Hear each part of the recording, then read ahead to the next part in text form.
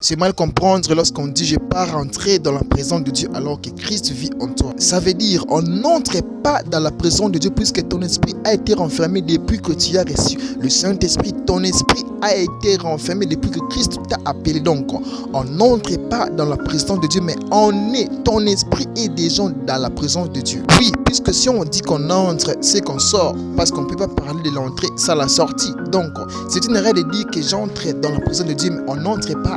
Notre esprit est déjà dans la présence de Dieu. Définissons la présence de Dieu. C'est quoi la présence de Dieu? La présence de Dieu, c'est un contact de Dieu et ton esprit par les moyens comme l'église, les rassemblements des saints et le lien secret personnel. Alors, il se passe des choses quand on dit on n'entre pas dans la présence de Dieu, mais on est déjà dans la présence de Dieu. Il se passe des choses principales dans la présence de Dieu.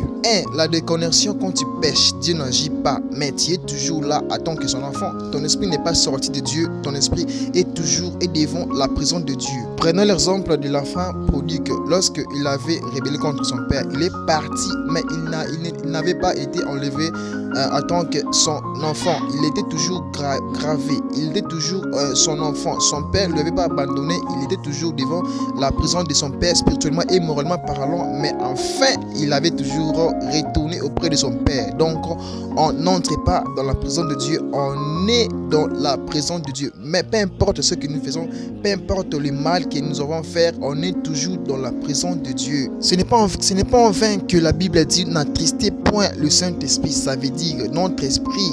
Donc c'est l'esprit qui a reçu le Saint-Esprit. Donc quand on attriste le Saint-Esprit n'agit pas, il est maintenant muet, il n'agit pas, il croise le main maintenant contre toi. De faire quoi? D'être reconnaissant que tu avais commis un mal, tu avais commis un péché.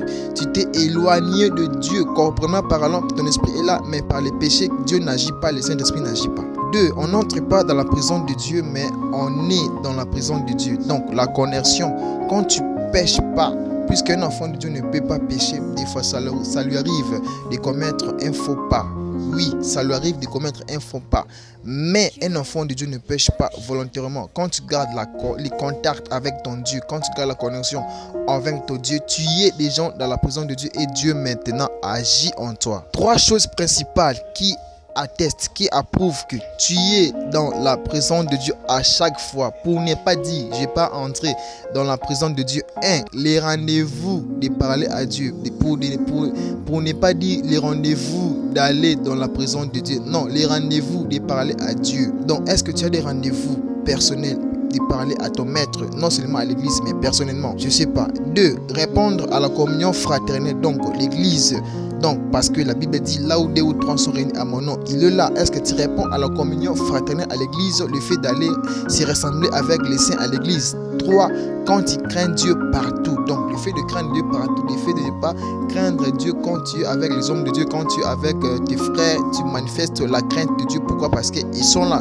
Tu as peur de te reprocher que tu ne crains pas Dieu. Est-ce que tu crains Dieu partout que tu pars? Les milieux que tu fréquentes, partout tu pars.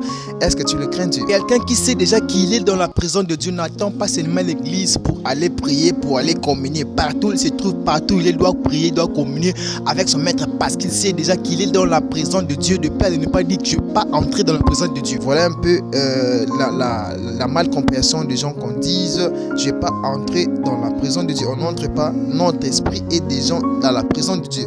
Sauf qu'il se passe des choses principales que je viens de vous parler ici dans cet audio. Que le Seigneur vous bénisse. À la prochaine.